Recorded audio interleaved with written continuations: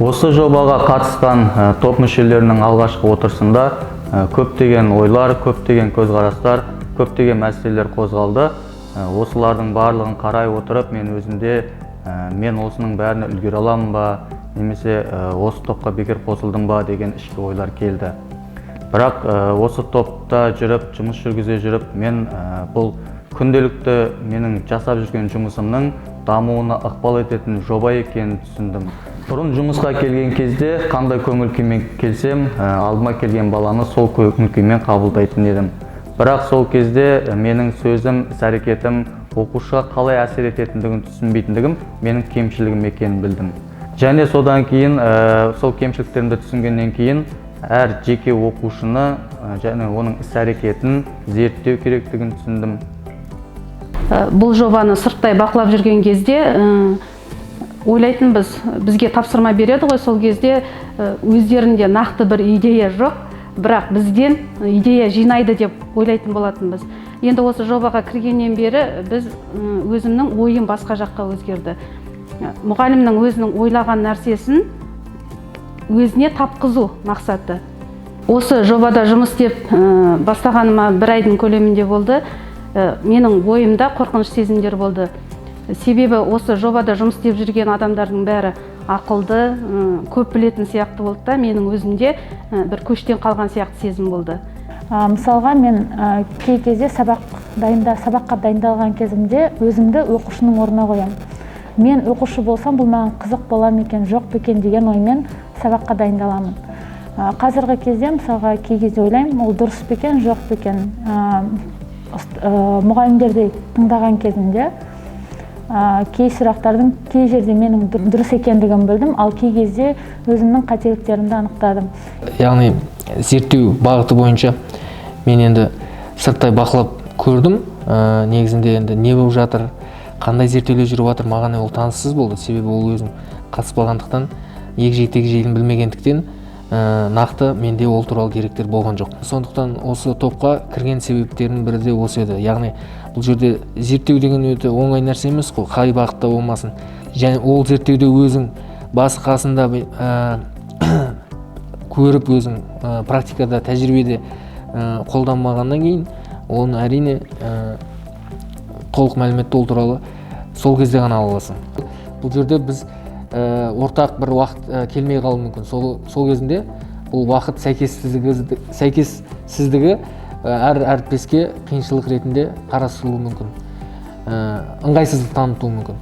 Сол бір кемшілік деп ойлаймын бұл жерде. Және де зерттеуде осы зерттеу тобындағы барлық мүшелер белгілі бір рөлді алып тұрма, ол жағы белгісіз. Біреулер көбірек алуы мүмкін әр рөлді. Біреулер мүлдем қатыспай жай келіп кетуі мүмкін. Сол жағда бұл жерде тең жағдайда болу керек сияқты барлық топтың мүшелері. Бұл да бір топтың кемшілігі болуы мүмкін. Талқылау мәселелерінде де тайминг, яғни әр сол талқылағанда әрбір өзін жасаған мұғалім сол арқылы өзінің анализін айтып өту керек. Бізде топты сабақтарда бір-бірімізге көмектестік, және андақта апай бізге задание береді, сол кезде соны бірге қосылып орындаймыз. Сосын неде қосылып ойнағанда, қосылып орындағанда тапсырмаларда қызықты болады, және бір-біріміздің сөзімізді тыңдаймыз. Мысалы, тарихта апай осындай жақсы, позитивный өте, біраз жүмек алсаң түсіндіріп береді, немесе тест жазып жатқанда қай тақырыптан болған екенін түсіндіріп береді. Апайлар көмектессе, біз деген негізі жақсы оқып бастаймыз. Апайлар андай тақырыпты қайталап, қайта түсіндірсе, онда біз деген уже жақсы оқып, жақсы түсінеміз. Бірінші класты мен 5-ке оқығам, потом 2-ші класты тоже оқығам, 3-ші қиындау, 4-ші қиындау, 5-ші, 6-ші тоже қиындау. Мен начинаем 4-ге оқуға. Маған уже көмектесті. Я алмайым, маған Саян көмектесті, Думан, апайлар көмектесті. Мен енді я алмаймын. Иә, былтырғысы мен қазіргісінің айырмашылығы бар. Осы біз басқа мектептен ауысып келгелі бері Диастың бойында өте көп өзгерістер байқалады қазіргі кезде. Мектепке деген көзқарасы, бұрын мектепке барғысы келмейтін, осындай іс-шараларға қатысқысы келіп, көбінесе мұғаліммен көп уақыт өткізгісі келеді, өзін белсенді және де сабағы кішкене нашарлау болса да осындай қоғамдық жұмыстарға белсенді қатысқанды жақсы көреді. Оқушыларды әрқайсымыз зерттеу кезінде олардың қызығушылығы неге байланысты туындамай отыр деген ой туды. Мен соған сәйкесті өзім сабағымда зерттеу жұмыстарын қолға алу керек деген түйіндеме жасадым. Мен ол сабақты жүргізу кезінде әсіресе қолға ұстап, оны бақылау, оны талдау, оны құрастыру және оны топтастыру деген сияқты қаңқа сүйектеріне байланысты, тасбақаның жүру әдісі, оны қанша қашықтыққа жүретіні, осындай әртүрлі әдістерді қолдана отырып жетістікке жететінімді байқадым. Жаңағы белгілі бір оқушыны бақылауға алып, әлеуметтік жағынан зерттеу арқылы олардың қандай қиындықтары бар, сол қиындықтарды жеңуге көмектеседі деген ой маған өте ұнады. Сол арқылы біз жетістікке мүмкін бір қадам болса да жетерміз деген ой туындады. Баланың өзінің тілімен сөйлей білу керек екен. Сонда ғана барып бала өзіне қажетті нәрсені айтады.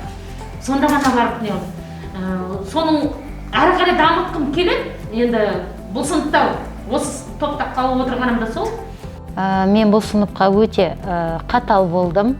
Былтырғы оқу жылына артқа бір қадам жасайтын болсақ, сол уақытта, яғни балалар менің қатал болғандығымнан тапсырманы қаймыққандықтан орындап келеді екен. Оны мен қалай байқадым? Сұхбат барысында мен жасырын түрде, оқушыдан сұхбат алған кезде, жасырын түрде тыңдап отырған кезде, жаңағы балалардың сөздерінен байқадым. Яғни олар қазақ тілі сабағы мұғалім өте қатал болғандықтан біз сабақты оқып, орындап келетінбіз деп, сол баланың сұхбатынан кейін мен кішкене өзгере бастадым. Яғни балаларға өте қатал болмау керек екендігін және де басқа қырынан да балаға жақындау керектігін байқадым. Міне осындай мақсатпен мен кімге бір оқушыға қолдау көрсету мақсатында бір оқушымен жеке жұмыс жасадым. Осы жұмыстың нәтижесінде балада сенімділік пайда бола бастады. Яғни бала басында мүлде маған жақындауға қорқатын, қаймығатын. Міне одан кейін жаңағы жеке жұмыс барысында бала маған өзіме келіп, кітабын көрсетіп, мына жерде қалай жазуға болады деп дәптеріне дейін алып келіп, маған көрсететін болды. Яғни бұл менің өзімнің өзгергендігімнен деп ойлаймын. Сондай адам. Ең бірінші, әрбір баланың математикалық емес, мен мұғалім ретінде оны адамгершілікке, адамға тарту керек, тәрбиелеу керек. Ол үшін бірінші мене не керек? Шынайылық керек, ашықтық керек, достық керек. Міне, осының арқасында мен 40 кезіндегі балаларды наурыз айына дейін қарап осындайға жеткіздім деген мен біраз да болса үлесім бар деген ойым өзім үшін.